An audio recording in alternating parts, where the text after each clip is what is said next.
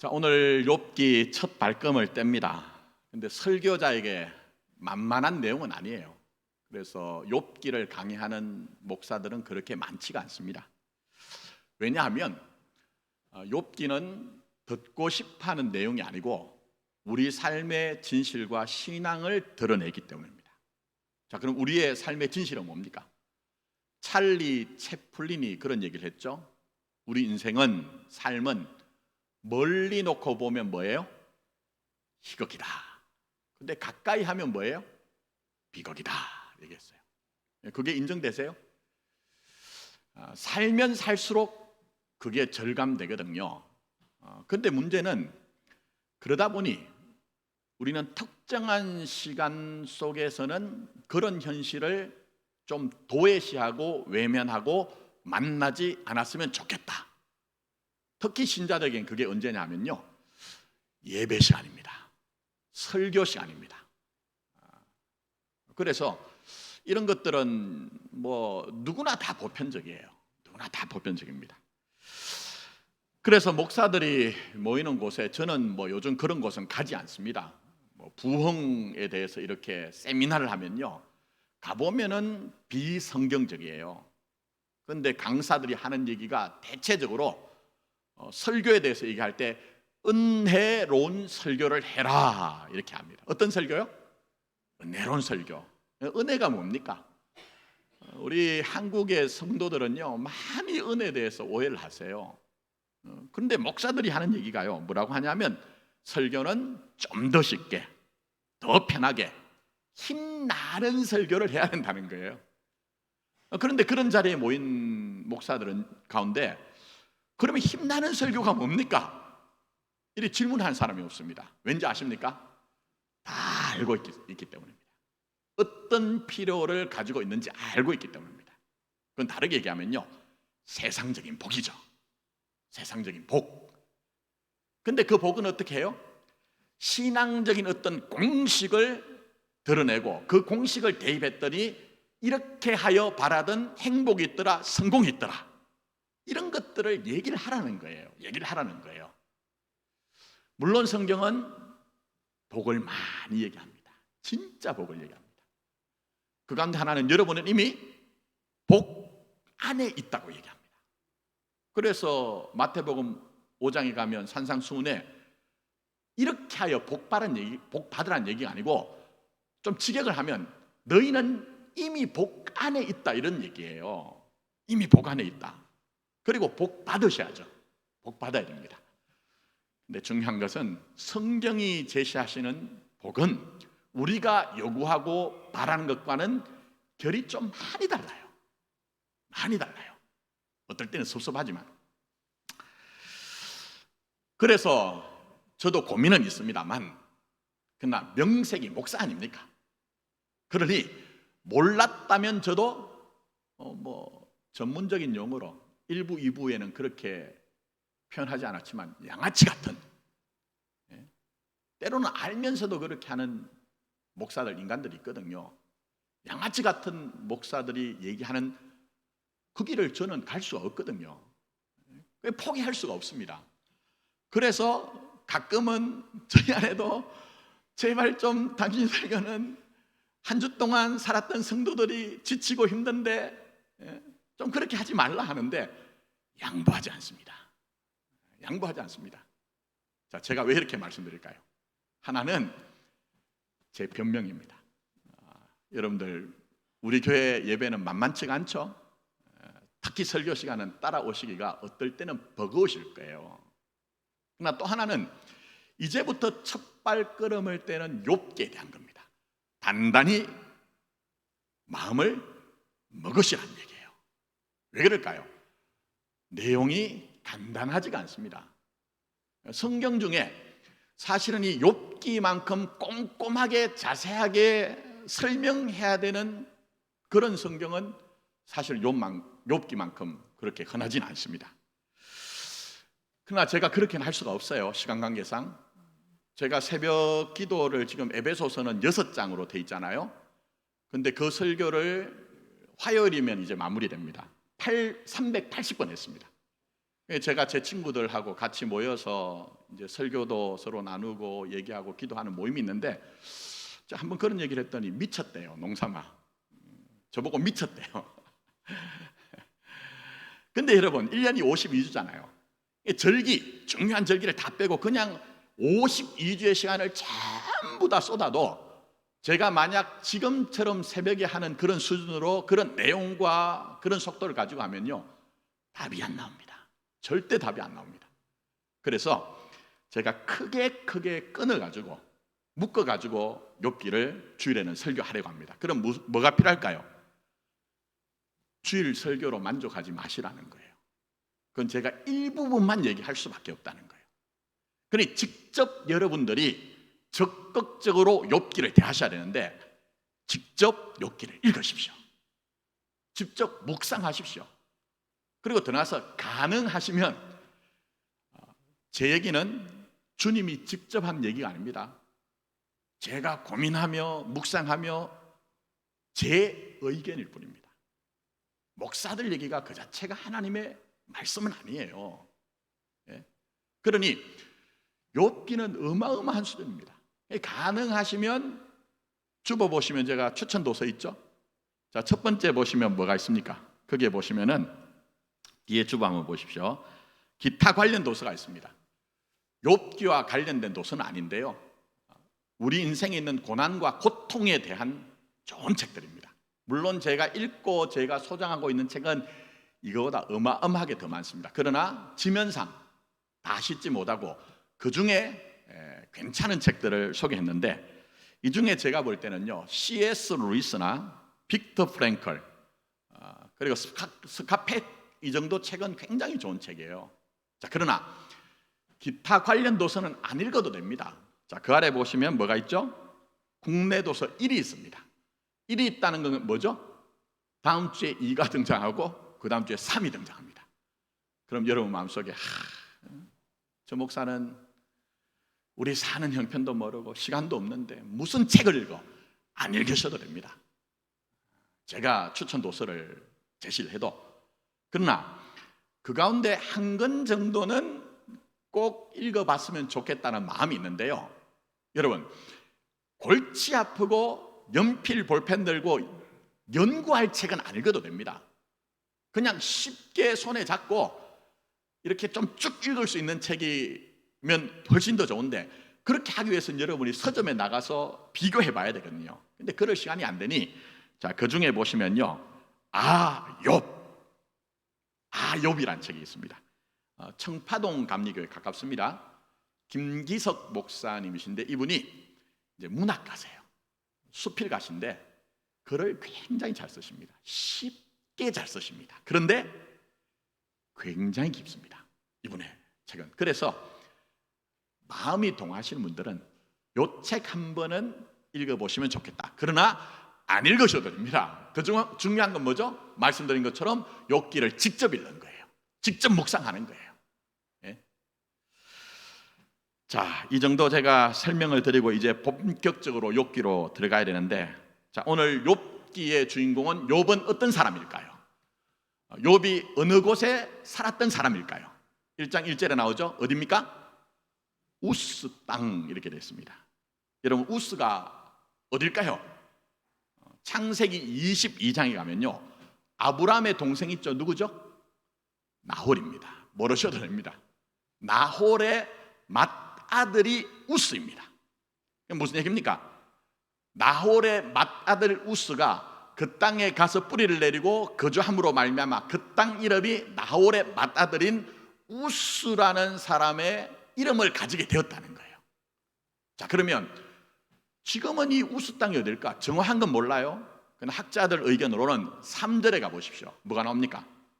동방이라는 말이 나오는데 이건 동쪽이라는 얘기입니다. 그러면 여러분, 제가 여기 서 있지만 동서남북이라고 할 때 이게 동쪽은요, 어딘지는 뭐 한계를 지을 수 없잖아요. 그러면 이 동쪽은 어딜까요? 이건 다른 것이 아니고 성경에 많이 나옵니다. 요단강을 기점으로 하여, 요단강을 기점으로 하여 요단강 동편입니다. 요즘으로 얘기하면 어딜까요? 요르단을 얘기합니다. 요르단 일대라고 그렇게 이해를 하고 있습니다. 자, 그다음 욥은 어느 시대의 사람일까요? 제가 먼저 답을 드리면 아브라함 같은 족장 시대의 사람입니다. 물론 이 욥기가 완성이 된 것이 언제인가 하는 것에 대해서는요, 학자들마다 조금 의견이 다릅니다. 그 가운데 하나가 지혜라는 말이 나오기 때문에 지혜 문서, 지혜 성경이 완성된 왕정 시대일 것이다. 아니다. 바벨론 포로로 가서 이게 묶여져서 완성이 되었을 것이라 하지만 순수하게 욥기 자체를 보면요, 이 욥이라는 사람은 아브라함 시대의 사람이라는 것을 알 수가 있습니다.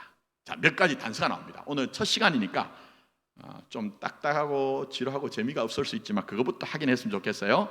자, 한번 찾아보겠습니다. 2절로 한번 가보십시오. 그에게 아들 7과 딸 3이 태어나니라. 이건 무슨 얘기일까요?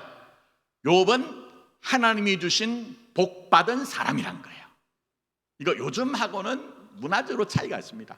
이 시대는 농경사회의 목축시대입니다. 그럼 무슨 얘기일까요? 한 사람이라도 인력을, 힘을 보탤 수 있으면 대단한 도움이 됩니다. 그래서 아브라함 시대, 족장 시대에는요, 자식 많은 것이 복이었습니다. 우리는 자식 많으면 바람 잘 날 없다 이렇게 하지만, 그러나 아브라함 시대는요, 자식이 많은 것이 하나님이 복인 그런 이제 복이라고 얘기했습니다. 자, 그 다음에 보시면 여러분, 신앙적인 의미가 또 하나 있습니다. 구약에서 구원 영생은 자기 씨를 통해, 자기 아들을 통해, 자기 자손을 통해서 나의 명예가 보존된다는 거예요. 뭐가 보존된다고요? 나의 명예가 보존된다는 거예요. 물론 이거 길게 설명드리기 힘들지만 신약도 마찬가지입니다. 절대 기독교 신앙은 예수 믿어서 천당, 그러니 나는 대단한 안심과 대단한 담대함을 가지고 내 멋대로 살겠다, 이렇게 될 수 없어요. 오늘날 조국교회가 왜 이렇게 망가졌습니까? 비성경적이고 반복음적인 구원의 내용들이 유포가 되었고, 마치 구원파와 같은 신앙이 정통의 이름을 가진 교회도 얼마든지 그게 진짜 신앙인지 오해하잖아요. 그러나 성경 보시면 그렇지 않습니다. 진짜 구원은, 진짜 영생은 내 안에 하나님의 나라가 이루어짐으로 말미암아 명예롭게 살게 되더라 하는 것이 반드시 있는 거예요. 그래서 여러분, 아브라함이 왜 그렇게 자기 몸에서 씨를, 아들을 그렇게 몸부림친지 아시겠죠? 명예에 대한 문제란 거예요. 명예에 대한 문제. 그래서 여러분, 욥은 아브라함 시대 사람으로 봅니다. 자, 그 다음 3절 한번 가보십시오. 그의 소유물은 양이 7,000마리요, 낙타가 3,000마리요, 소가 500결이요, 암낙이가 500마리며 종도 많이 있었으니 왜 가축의 목록을 등장시킬까? 이건 마찬가지입니다. 구약에서 복은 이런 재물이 많아지는 것, 그것이라고 보고 있기 때문입니다. 자, 1장에서 확 뒤로 넘어가죠. 찾지는 마세요. 42장에 가면요, 욥이 어마어마하게 고통당하잖아요. 겁나 힘든 세월을 보내잖아요. 그리고 난 후에 그의 형제들, 그의 누이, 그의 친지들이 와서 욥을 위로합니다. 근데 어떻게 위로하는지 아십니까? 참 재밌습니다. 돈을 줍니다. 돈을 줍니다. 농사만 말씀드리지만 옛날이나 요즘이나 뭐니 해도 뭐가 최고라고요? 농입니다. 여러분, 가끔 이런 경우가 있어요. 내가 너 사랑하는지 알지? 내 마음 알잖아. 굴합니다. 능력이 되는데 교회에 대해서도 현실적인 헌신이 없다, 그럴 수 없습니다. 가난한 이웃이 있는데 우리 주님께서 이웃을 사랑하라고 했는데, 실제적인 성경에서 나오는 사랑은 그의 필요를 채워주라는 것이거든요. 그게 제가 저희 교회 부임 와가지고 주구장창 외친 게 뭡니까? 교회는 교회를 위해 존재하지 않습니다. 세상에 있는 모든 단체들, 조직들은요, 자기를 위해 존재합니다. 근데 우리 주님이 그러신 것처럼 주님을 닮아가는 교회와 성도는요, 쉽지 않지만 결국은 그렇게 살아가는 거예요. 그게 신앙이고 우리의 인생이라고 그렇게 말씀하고 있습니다. 자, 그런데 이 42장에 보면 그 형제들, 누이들, 친지들이 돈을 준다고 했잖아요. 그 화폐 단위가 뭐냐 하면요, 여러분 나중에 한번 찾아보세요. 우리말 지금 가지고 계신 성경에서는 캐시타라고 그냥 그대로 적어놨어요. 혹은 다른 성경에는요, 크시타 이렇게 번역하기도 했습니다. 그런데 이 캐시타라는 화폐 단위가 어디서 사용됐냐면요, 아브라함이 자기 무덤, 자기 묘실을 살 때에 막벨라구를 사죠. 공짜로 주려고 하는데 하나님의 나라는 그렇다는 거예요. 공짜가 아니고 자기 기업을 가지고 하나님 나라에 직접 참여한다는 겁니다. 그걸 보여주는데 그때 막벨라구를 살 때의 화폐 단위가 크시타입니다. 그래서 욥이 언제 사람이라고요? 언제 사람? 아브라함 시대 사람입니다. 자, 그러면 여러분 한번 잘 생각해 보세요. 욥기는 우리 옛날 동화나 우리가 뭐라고 합니까? 민간에서 내려오는 어떤 그런 구전되는 얘기들처럼 쉽게 말씀드리면 옛날 옛적 얘기라는 거예요. 옛날 옛적 얘기라는 거예요. 그럼 여러분 어떤 생각 드세요? 혹 여러분 마음속에 아우 그렇게 오래된 얘기니 쾌쾌 묵은 얘기겠구나. 그리고 내가 사는 형편하고는 전혀 관계없는 시대착오적인 얘기겠구나. 절대 그렇지 않습니다. 아브라함 시대 얘기라는 것은요, 이 문제는 근원적인 문제라는 거예요. 어느 시대나 누구든지 고난의 현실과 고통의 현실이 너희에게 있지 않느냐는 거예요. 그걸 지금 보여주는 거예요. 여러분 그렇지 않습니까? 여러분 내가 볼 때는 저 사람은 멀쩡하게 정말 아무 문제가 없는 것처럼 보여도 실제로 살아보면요, 정도의 차가 있지 다 아픈 것이 인생입니다. 다 때로는 헉헉거리며 가는 것이 인생이라는 거예요. 예? 그게 우리의 현실이라는 거예요. 이런 사실을 도외시하지 말고 그거 안고 사는 것이 진짜 신앙이라는 것을 보여주는 거예요. 제가 오래전 일입니다. 한 성도님 아들이 유치원을 갔어요. 주일날 제가 그 꼬마에게 얘야 누구야 너 유치원 가니까 너무 재밌지 행복하지 이렇게 얘기를 했더니 얘가 얼굴이 심각해졌니 에휴 너무 힘들어요. 근데 그 다음에 붙인 말이 너무 재미있어요. 그게 뭐냐면 사는 게 다 그렇죠. 사는 게 다 그렇죠. 이제 한참 웃고 그 아이 얘기를 이제 고난에 대한 고통에 대한 얘기를 할 때 지금도 종종 인용을 하고 있습니다. 누구나 그렇습니다. 어느 시대나 그렇습니다. 심지어 욥처럼 죄가 아니어도 잘못이 아니어도 그것과 무관하게 겪는 고난, 고통이 있습니다. 그래서 욥이 의문을 가지는 거예요. 왜요? 제가 조금 전에 욥이 자식이 많고 가축이 많은 것은 하나님이 주신 복이다 했는데 이건 구약의 대부분의 성경책들이 가진 신앙관이에요. 그 출발이 뭐냐면요, 신명기에서 나오는 역사관, 신명기에 나오는 신앙관이에요. 이게 시대가 달라도 다루는 문제는 달라도 꼭 같은 내용입니다. 그게 뭡니까? 신명기 28장 아시죠? 너무너무 좋아하잖아요. 여러분 들어가도 나가도 복을 받고 떡반죽 그릇이 복을 받고 그까지만 목사들이 얘기하잖아요. 그 후에는 얘기 안 하잖아요. 신명기 28장을 보시면 상선벌악이에요. 이런 사람, 선한 사람은 하나님이 복을 주시고 악한 놈들은 하나님이 꼴보기 싫어서 벌 주신다, 심판하신다는 거예요. 그런데 문제가 있습니다. 그게 뭡니까? 욥은 그렇지 않다는 거예요. 구약의 공식처럼 등장하는 이 상선벌악이 전혀 욥에게는 무력하더라는 거예요. 그래서 우리가 앞으로 살펴보겠지만 욥은 심하게 몸부림칩니다. 심하게도 흔들립니다. 신앙이란 것이, 여러분 오해하지 마실 것이 무슨 강한 확신과 신념을 가지고 남들이 볼 때는 전혀 미동도 하지 않는다, 그렇지 않습니다. 절대 그렇지 않습니다. 기독교 신앙은 그렇게 천박하고 얄팍한 게 아닙니다. 그게 욥의 모습이거든요.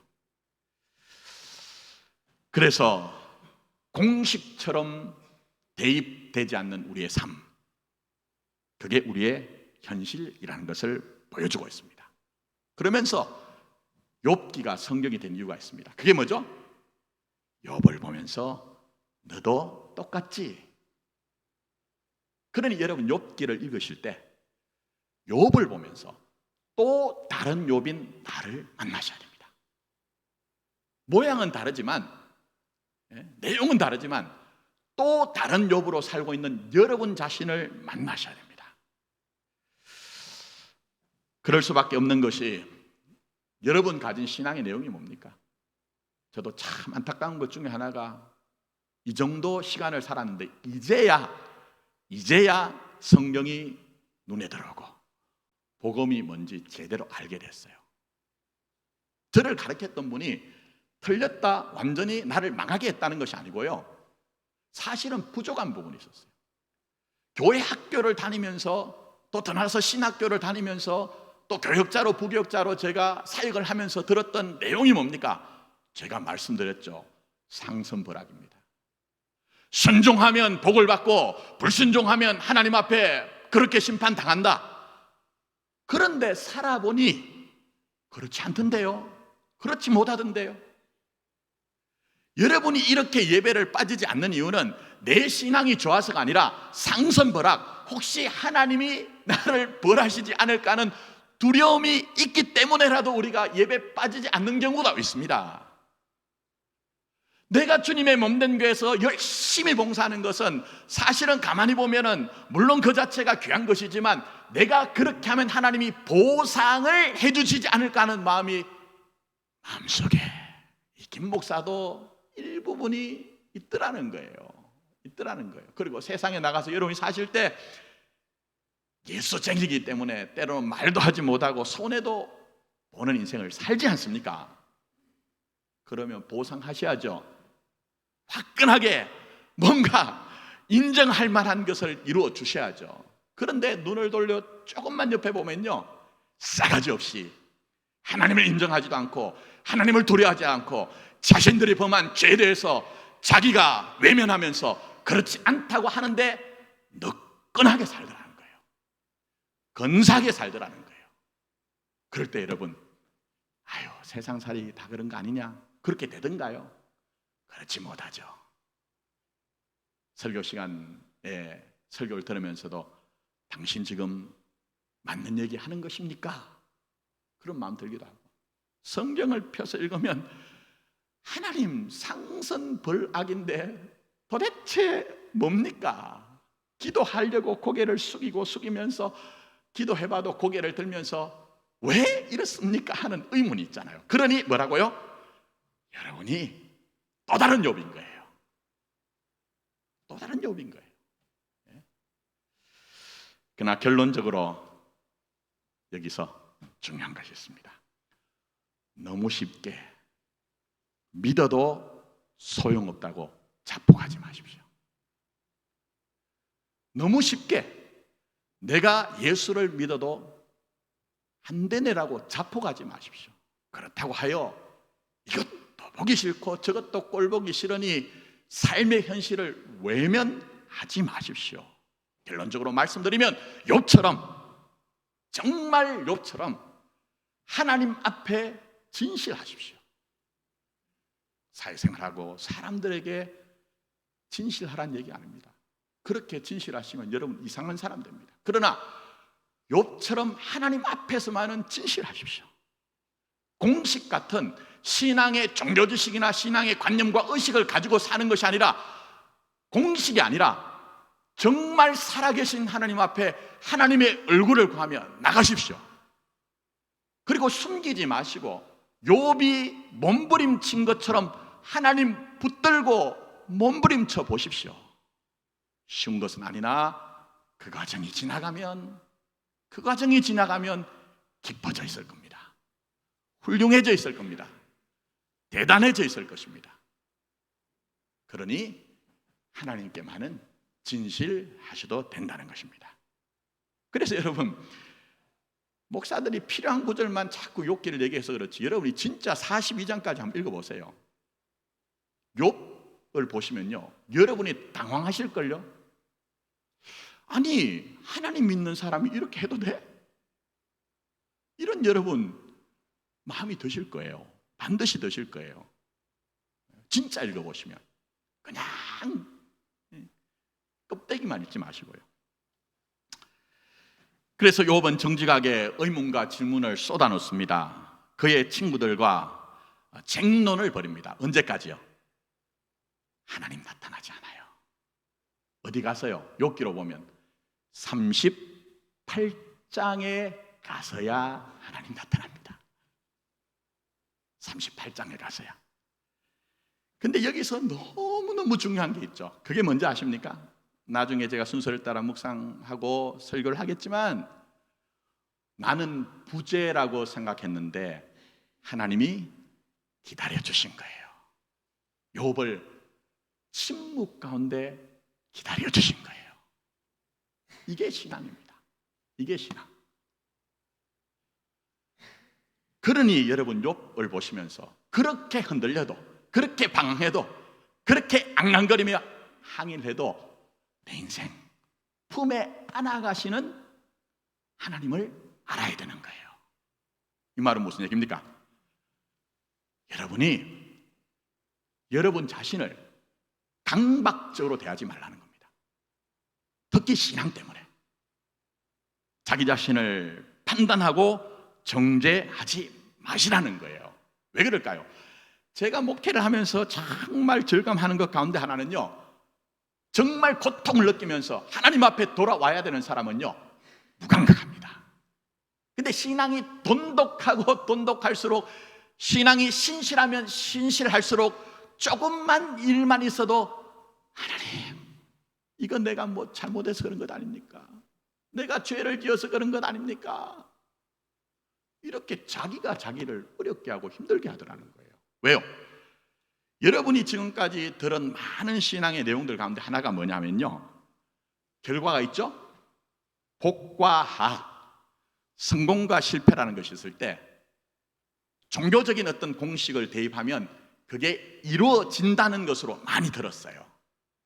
그러다 보니까 복과 하, 성공과 실패가 있을 때 전부 다 어디로 가버리냐 하면은 자기에게 전부 다 붙여버립니다. 그게 시험 드는 거예요. 이게 욥기에 나온다니까요. 1장 여러분 한번 보십시오. 거기에 읽지는 않겠습니다. 9절에 가면요, 사단이 등장합니다. 제가 이건 나중에 사단이 이제 이 부분에 다루겠지만, 사단이 뭐라고 합니까? 까닭 없이 하나님, 저 욥이 저렇게 대단하게 하나님을 경외하면서 훌륭하게 살고 있는데 까닭 없이, 이유 없이, 근거 없이 그렇게 하겠습니까? 합니다. 근데 이거는 사단만이 그런 것이 아니고 욥이 자기 스스로 자기를 괴롭힙니다. 그래서 욥기를 보시면요, 3장부터 시작되는데요, 뭐 주신 자도 여호와시오 취하실 자도 여호와시니 입술로 범죄하지 않고 그가 하나님을 찬송했더라, 고성감만 그렇습니다. 3장부터는요 자기 생일을 저주할 정도가 되거든요. 그러면서 막 공박이 일어나는데, 그때 욥이 가진 고민이 뭐죠? 뭐 때문에, 어떤 까닭에, 어떤 원인 때문에, 그것 때문에 자기를 괴롭혀요. 그런데 하나님은 그렇지 않대요. 욥기 전체를 통해서 절대 그럴 수 없다는 거예요.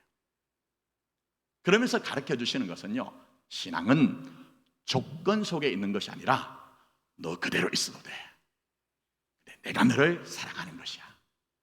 있는 대로 내게 오고 있는 모습 그대로 나를 사랑하면 돼 하는 것을 가르쳐 주시는 것이, 기록된 것이 욥기예요. 욥기예요, 여러분. 그러니 여러분, 자기 자신을 쉽게 판단하지 마십시오. 욥기 1장 1절에 욥은 의인이었다 얘기했죠. 이건 무슨 얘기입니까? 목사들이 자꾸 이걸 조건화해가지고 당신들은 의롭게 사십시오 하는 얘기인데 그런 얘기가 아니고요. 욥이 앞으로 당하는 일에 있어서는 이유가 없었더라, 원인이 없었더라 하는 얘기를 하는 거예요.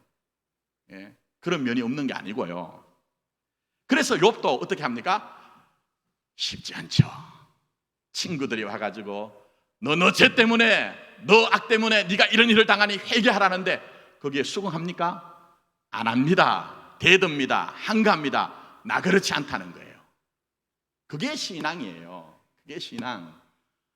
그래서 여러분이 그렇게 사랑하시는 욥기 23장 10절이 뭡니까? 그가 나를 단련하신 후에 내가 뭐같이 나온다고요? 정금같이 순금같이 나온다는데 많은 분들이 목사들이 이상하게 설교를 해가지고 그걸 어떻게 생각하시냐면요, 고난이 있어도 견디면 훌륭하게 된다, 대단하게 된다 이렇게 생각합니다. 물론 그것만 보면 그래요. 그런데 맥락 보면 그렇지 않습니다. 발칙한 얘기입니다. 욥의 친구 엘리바스가 말씀드린 것처럼 인과응보를 가지고 얘기해요. 이런 일이 그냥 생겼겠느냐? 너 하나님 앞에 죄를 지었기 때문에 이런 일이 있다 하는데 욥이 이런 얘기입니다. 하나님이 한 번만 나를 자세히 보신다면 내가 죄가 없는 것, 내가 악이 없는 것 아실 텐데 이런 얘기예요. 그러니 여러분, 제발 말씀을 무슨 종교 경구를 연부를 외우는 것처럼 떡 떼가지고 여러분이 그거 외우지 마세요. 그게 유익이 없습니다. 별로 유익이 없습니다. 그래서 여러분, 새번역 성경이 정확하게 번역을 했거든요. 뭐라고 번역을 하냐? 자, 이렇게 얘기합니다. 하나님, 내가 발 한 번 옮기는 것을 다 알고 계실 터이니 나를 시험해 보시면 내게 흠이 없다는 것을 아실 수 있으련만. 전혀 다른 의미죠. 전혀 다른 얘기입니다. 자, 그러니 뭡니까? 신앙은 공식 아닙니다. 공식 아닙니다. 하나님은 살아계시니 지금 살고 있는 여러분 자신으로 만나고 싶대요. 쉽게 신앙을 공식화하지 마십시오. 그래서 어떤 일이 있을 때 나는 그게 수긍이 안 되고 이해가 안 되는데 메아쿨파 맥시마, 내 탓이로소이다, 내 탓이로소이다, 큰 내 탓이로소이다 가슴 친다고 해서 문제 해결되지 않습니다. 신앙 그런 거 아니에요, 여러분. 신앙은 그렇지 않습니다. 그래서 여러분 잘 보시면요, 버팁니다. 욥이 싸웁니다. 진실하여 자기 안에 있는 자기를 드러내고 있습니다. 그게 언제까지요? 38장까지 가는 거예요. 그 앞에까지. 38장 앞에까지. 근데 잘 보시면 원인이 없다는 것에 있어서 마지막 42장에 가면 욥이 갑절의 축복을 받거든요. 이것도 목사들이 자꾸만 이상하게 설교하면서 자식 다 죽었는데 2배 얻었다, 재산도 2배가 됐다, 그거 가지고 기도할 때 욥의 갑절의 축복을 달래요. 근데 여러분, 내 자식이 죽었는데 그게 복이 됩니까? 잘 한번 생각해 보세요. 성경 그런 얘기 아닙니다. 근데 어쨌든 나중에 제가 가서 설명드리겠지만 욥이 갑절의 축복을 받는데요, 이유가 없어요. 원인이 없어요. 주신이 받게 되는 거예요. 주신이 받게 되는 거예요. 근데 그 긴긴 과정 중에 의문이 있죠. 그게 뭡니까? 욥이 하나님께 질문하는데요, 42장 끝날 때까지 하나님이 답을 주시지 않습니다. 답을 안 줘요. 그럼 여러분도 정말 문제가 있어가지고 막 해결이 됐으면 좋겠는데 해결이 안 돼요. 그럼 뭐라도 알았으면 좋겠어요? 이유라도 알면 견딜 수 있고 원인이라도 알면 속이라도 시원하잖아요. 근데 하나님은 답을 안 주세요. 왜 그럴까요? 제가 아무리 주석들을 찾아보고 한 50권 넘는 욥기에 관한 책을 찾아봐도 제가 전하고 있는 내용과는 비슷한 같은 내용은 없더라고요.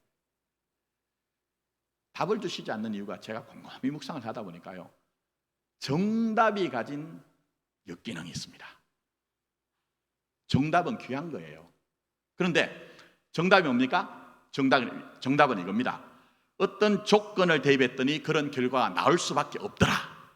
이게 정답이거든요. 그래서 여러분 잘 생각해 보세요. 우리가 만약 하나님이 주신 정답이나 공식을 가지고 있다면 우리는 어떨까요? 쉽게 어느 쪽으로 기우느냐 하면요, 원인과 결과라는 쪽에서 공식을 붙들고 살지 살아계신 하나님 앞에 나가지 않습니다. 목사도 그래요. 목회 오래 하다 보면요, 나름대로 경험 속에 정답이 있습니다. 그런데 하나님은요, 끝까지 나가면 마지막 순간에 하나님이 판판이 깨시더라고요. 왜요? 살아있는 나를 현재 살아있는 너로 만나기를 원한다는 거예요. 나는 공식을 가지고 너에게 좌지우지되는 그런 하나님이 아니고 정말 인격적으로 어떤 보상과 결과를 만들어내기 위해서 법칙을 가지고 만나는 것이 아니라 너 자신을 만나기를 원한다. 그렇게 하나님이 우리에게 말씀하고 계신 거예요. 그 하나님을 여러분은 욥처럼 만나셔야 돼요. 왜 그럴까요? 그렇지 않으면 하나님과 거래합니다. 하나님의 얼굴을 구하는 게 아니고요, 내가 가진 정답을 가지고 하나님과 거래하려고 한다니까요. 어떤 사람도 그렇지 않은 사람은 아무도 없습니다. 장담할 수 없습니다. 그리고 사람들과의 관계가 어떻게 되는지 아십니까? 굉장히 종교적이 되어서 멋지고 똑 떨어지고 맞는 말 얘기합니다. 그러나 밥맛 없는 인생 됩니다. 밥맛 없는 인간 됩니다. 예를 들면 어떤 가정에 큰 슬픔이 닥쳤어요. 예를 들면 애들이 지금 올망졸망했어요. 근데 가장이 그 애들 남겨놓고 지금 부름을 받았어요. 그게 아니면 어떤 가정에 어린애가 지금 하나님 부름 받았어요. 울어야죠. 울어야죠. 가서 하는 얘기가 뭔지 아십니까? 제가 목회하면서 많이 봤습니다. 정답 얘기하기 바쁩니다. 천국 갔으니 울지 마세요. 부활의 능력이 있으니 걱정하지 마세요. 맞는 얘기지만 주님 그렇게 하시지 않았습니다. 나인성 가부의 아들이 죽었을 때 하나님은 불쌍히 여기셨어요. 불쌍히 여겼다는 말은 원어로요, 창자가 흔들렸다는 거예요. 창자가. 그 정도로 격하게 공감하시고 격하게 슬퍼하신 분이 우리의 구주 예수 그리스도십니다. 그런데 오늘날 신앙은 하나님 앞에서나 사람들 앞에서 너무나 종교화되어서 내 정답을 가지고 하나님조차 움직여 먹고자 하는 이상한 신앙이 되었습니다. 하나님 택한 백성들, 하나님 택한 자녀들은 하나님이 그렇게 못하시겠답니다. 진짜 그렇게 못하시겠답니다. 그래서 여러분들에게도 공식이 깨어지는 순간이 있을 거예요. 공식이. 그러나 그 이유가 뭡니까? 공식으로 사는 인생이 아니라 욥처럼 하나님의 부재 속에서 흔들리기도 하고 몸살하기도 하지만 진짜 하나님 앞에 살아있는 신앙, 살아있는 인생이 되라는 거예요. 그래서 욥기가 중요합니다. 정말 욥기가 중요합니다. 그러니 여러분, 이 욥기에 여러분이 담대하게 도전도 하시고 묵상하면서 욥을 통해 또 다른 욥이 바로 나이구나 하는 것들을 아실 뿐만 아니라 욥이 그랬던 것처럼 하나님 앞에는 정직하여 자기를 감추지 마시고 하나님의 얼굴을 구하며 실험해 보십시오. 실험해 보세요.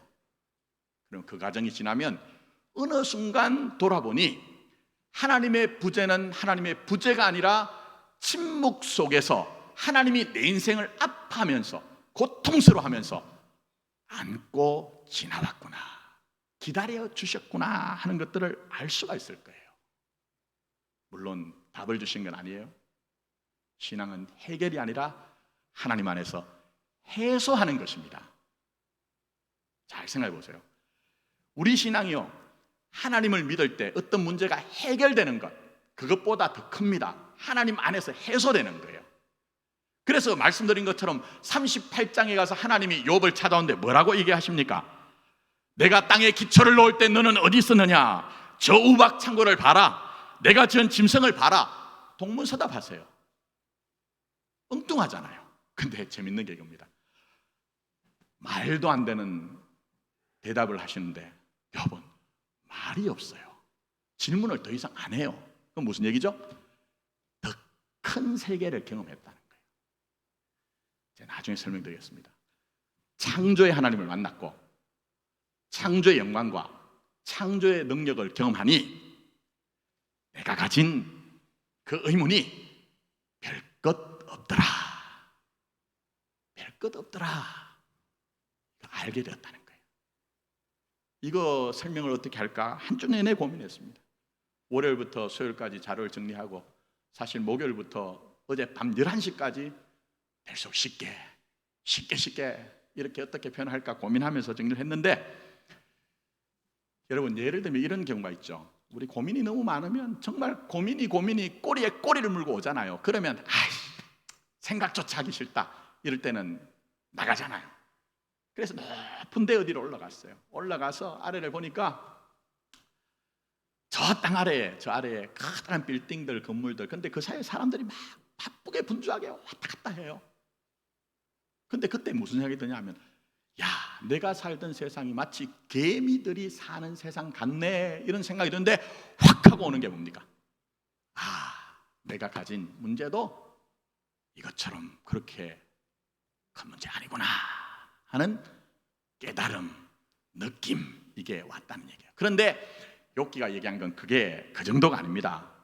로마서 4장 17절에 하나님은 어떤 분이시죠?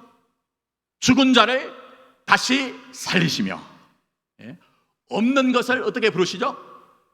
있는 것으로 부르신다는 거예요. 나중에 설명드릴게요.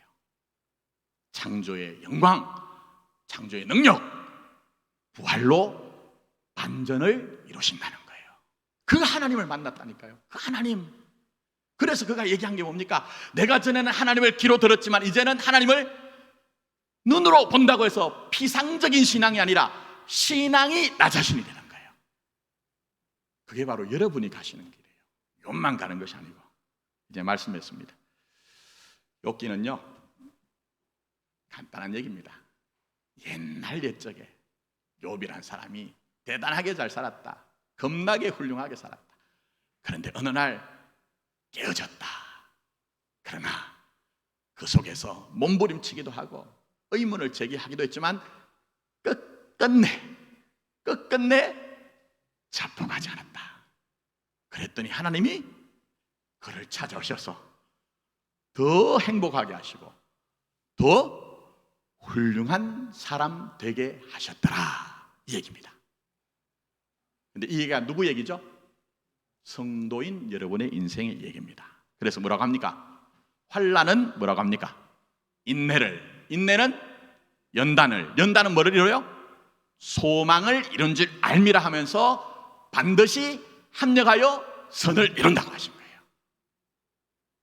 공식과 같은 내 삶이 깨어질 때 깨어졌다고만 고민하지 마시고 영광된 자리까지 이끌어 가시는 주님 안에 내 인생이 있는 것을 믿음으로 결국은 여러분 각자에게 주님이 목적하시고 또 여러분에게 주시기를 원하시는 그 영광의 자리까지 반드시 가시는 복이 있기를 예수님의 이름으로 축복합니다.